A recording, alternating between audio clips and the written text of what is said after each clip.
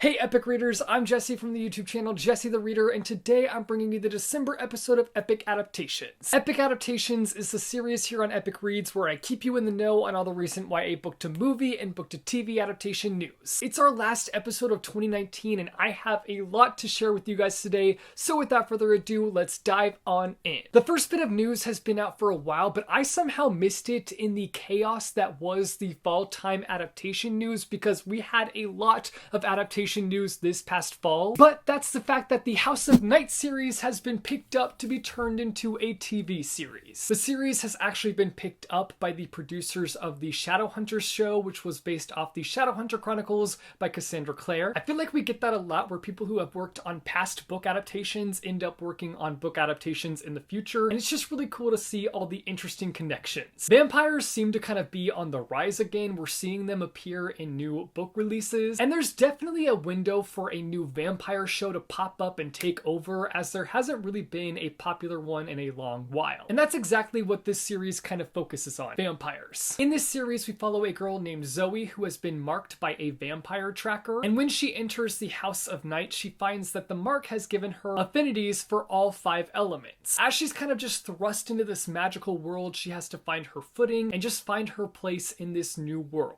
No official network has picked up this series yet, but I will keep you guys in the loop as soon as that information becomes available. I've already talked about On the Come Up by Angie Thomas being picked up, as the book was picked up pretty quickly around release, but we have an update. We've got ourselves a producer. Kei Oyagun, who is a producer on This Is Us, will actually be tackling the project of On the Come Up. This is a big step in the right direction, and I am here for it. I haven't seen the entirety of the This Is Us series, but what I've seen, I have loved, so I have high hopes for this adaptation. On the Come Up is a story of Bree, who is on the journey to become the greatest rapper of all time. Bree is driven to fight for her dreams in order to help out her family's financial situation. She no longer just wants to make it, she feels that she has to make it. We got an update in regards to an adaptation that I feel like a lot of us have been in the dark about for the longest time, and that is for All the Bright Places by Jennifer Niven. Fans have been waiting years for information regarding this book-to-movie adaptation. There for a while, all we knew was kind of the main cast, but we didn't know anything else. But then the other day, we got dropped an epic bomb when Jennifer Niven took to Twitter and just dropped this casual poster here, like, hello! Not only did we get this poster and the promise of this project being made, we also got the fact that it's been picked up by Netflix, and, yes, there's an and, we got a release date. We have confirmation. We're getting this movie. We don't even have to wait that much longer for this adaptation. It's coming out February 28th. As much as I hate to say it, that's pretty soon. That's like almost 2 months away. If you don't know anything about All the Bright Places, then let me fill you in a little bit. It follows 2 main characters. We've got Theodore and Violet. They both attend the same school, and they're both going through some extreme difficulties in their day-to-day lives. Finding each other was destiny, but just because you find love, it doesn't mean your struggles disappear. Speaking of Netflix, we also got our first look at the sequel to